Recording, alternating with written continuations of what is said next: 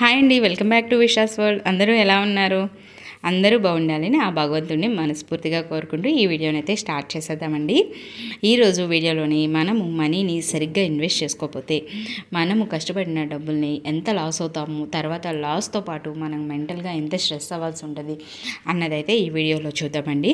వీడియోలోకి అయితే వెళ్ళే ముందు నాదైతే ఒక చిన్న రిక్వెస్ట్ అండి, వీడియోని అయితే పూర్తిగా చూడండి. ఒకవేళ వీడియో కనుక మీకు నచ్చినట్టయితే కనుక వీడియోని అయితే లైక్ చేయడం మర్చిపోకండి. వీడియోలో ఏదైనా యూస్ఫుల్ ఇన్ఫర్మేషన్ ఉందని మీకు అనిపిస్తే కనుక నా ఛానల్ అయితే సబ్స్క్రైబ్ చేసుకోండి.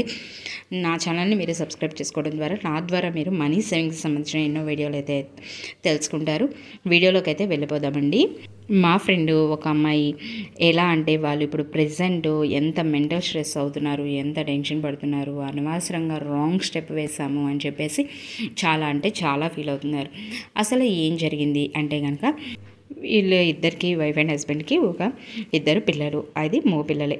అయితే వాళ్ళ హస్బెండ్ వచ్చేసి హైదరాబాద్లో జాబ్ చేస్తారు, ఇంకా అక్కడే సెటిల్ అయ్యారు. వాళ్ళ మ్యారేజ్ అయిన తర్వాత ఇంకా హస్బెండ్ది అక్కడే జాబ్ కాబట్టి వాళ్ళు అక్కడికే షిఫ్ట్ అయిపోయారు. ఇంకా పిల్లలిద్దరు స్టడీస్ కూడా ఇంకా అక్కడే చదువుకుంటున్నారు పిల్లలు కూడా.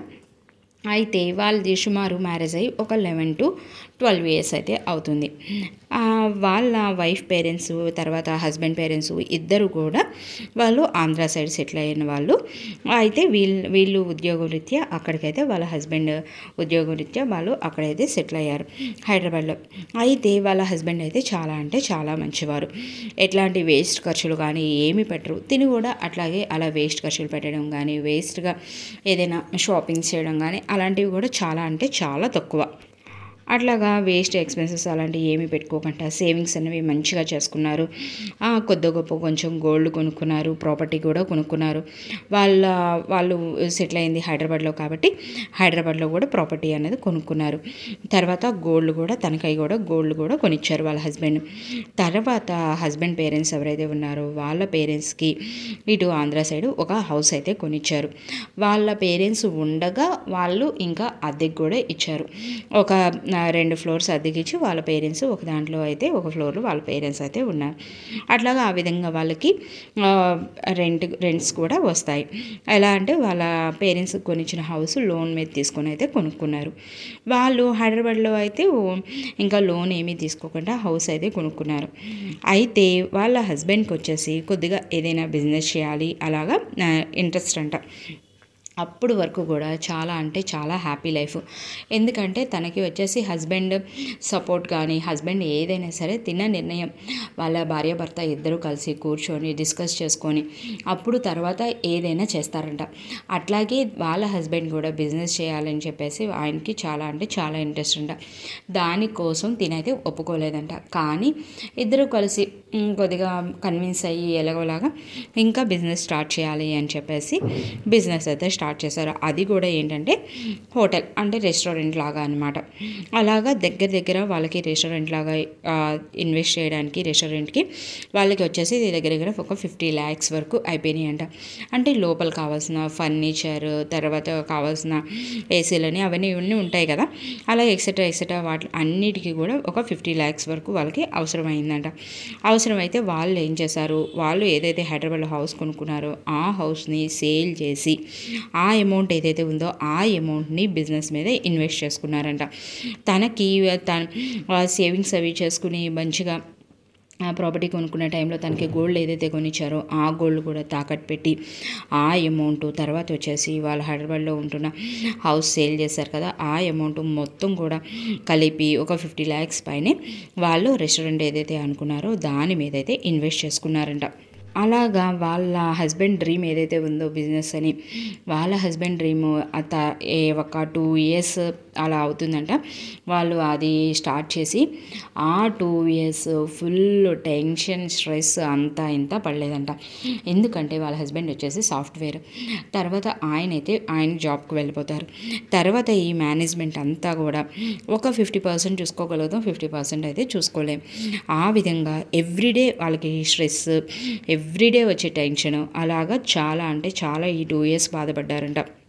ప్రెజెంట్ అయితే తానేమనుకుంటుందంటే పోతే పోయినాయి డబ్బులు, ముందైతే దాంట్లోంచి అయితే బయటపడిపోవాలి అని చెప్పేసి అనుకుంది. ఆ బిజినెస్ ఏదైతే ఉందో ఆ దానికి పులి స్టాప్ పెట్టి దాంట్లోంచి బయటపడాలి అనుకుంటున్నారు. కానీ లోపల ఉన్న ఫర్నిచరే కానీ ఎక్సెట్రా వాటి అన్నిటినీ సేల్ చేయడానికి చాలా అంటే చాలా టైం పట్టేస్తుందని తనే చెప్పింది.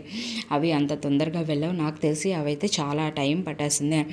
సరే పోతే పోయినాయి కానీ ఇప్పటికీ మేము దాంట్లోంచి బయటికి వచ్చేసి ఇంకా శుభ్రంగా జాగ్రత్తగా ఉండి మేము సేవింగ్స్ చేసుకొని ఇంకా నెక్స్ట్ ఒక 4-5 ఇయర్స్లో మేము ఏదైనా హౌస్ అయితే కొనుక్కోగలం. కానీ ఈ టెన్షన్ ఏదైతే ఉందో అదైతే మేము అస్సలు పడలేము అని చెప్పి అయితే చెప్తుంది. అది అంటే మనం ఏంటంటే ఎవరైనా బిజినెస్ చేస్తుంటే చూసి వాళ్ళకి ప్రాఫిట్ వస్తుంది బాగా, మనం ఆ బిజినెస్ చేయాలి అని చెప్పి మనము ఎవరైతే అలా అనుకుంటున్నామో అలా అనుకున్న వాళ్ళం మనమైతే ఒక్కసారి అయితే ఆలోచించాలి. ప్రెజెంట్ ఉన్న మూమెంట్లో ఏంటంటే బిజినెస్ అంటే కనుక పిల్లల్ని ఎలాగా చదివిస్తున్నారో, అక్కడ చదువులో కూడా వాళ్ళకి పోటీ ప్రపంచం ఎలా ఉందో అట్లాగే వ్యాపారం అంటే కూడా వ్యాపారంలో కూడా ఫుల్గా పోటీ అయితే ఉంది. ఏదైనా ఒక వ్యాపారం బాగుందంటే దానికి ఆపోజిట్ ఇంకొకటి సేమ్ అదే వ్యాపారం ఇంకొకరు పెడుతున్నారు. ఆ విధంగా వ్యాపారానికి కూడా చాలా అంటే చాలా పోటీ ఉంది. కానీ మనం కనుక ఇలాంటి తప్పు నిర్ణయం తీసుకొని మనం ఫుల్గా స్ట్రెస్ అయ్యి డబ్బులు పోగొట్టుకునే బదులు మన దగ్గర ఏమైనా సేవింగ్స్ కనుక మనం చేసుకునే సేవింగ్స్ కనుక ఉంటే ఏదైనా ప్రాపర్టీ కొనుక్కోవడము, లేదు లిక్విడ్ కావాలి అనుకుంటే కనుక మనం బ్యాంక్లో ఎఫ్డీస్ చేసుకోవడము, అలాంటి పని చేస్తే కనుక అది కరెక్ట్ డెసిషన్ అవుతుంది. అలా కాకుండా మనము ఏదో మంచిగా ఉండండి అని చెప్పేసి రెస్టారెంట్లో అలాంటివి స్టార్ట్ చేస్తే అది అయితే రాంగ్. ఇందులో తను చేసిన 2 మిస్టేక్స్ ఏంటంటే కనుక వాళ్ళ దగ్గర ఉన్న ప్రాపర్టీని సేల్ చేసి మరీ ఇన్వెస్ట్మెంట్ చేయడం అనేది చాలా అంటే చాలా మిస్టేక్. తర్వాత నెక్స్ట్ వచ్చేసి మనకి బిజినెస్ ఏదైతే ఉందో ఆ బిజినెస్ను అలాంటివి కొద్దిగా తలనొప్పి వ్యవహారం కాబట్టి దాని మీద కాన్సన్ట్రేషన్ చేయగలిగినప్పుడు అప్పుడు మాత్రమే మనము ఒకవేళ ఇన్వెస్ట్ చేసుకుంటే బాగుంటుంది. అట్లా కాకుండా మనం జాబ్ చేసుకుంటూ సైడ్ ఇంకో బిజినెస్ అలా అనుకుంటే మాత్రం మనము 100% దాని నుంచి ప్రాఫిట్స్ అయితే తీయలేము. ఇదండి నా వీడియో. కనుక మీకు నచ్చినట్టయితే కనుక లైక్ చేయండి, షేర్ చేయండి, సబ్స్క్రైబ్ చేయండి. Thanks for watching.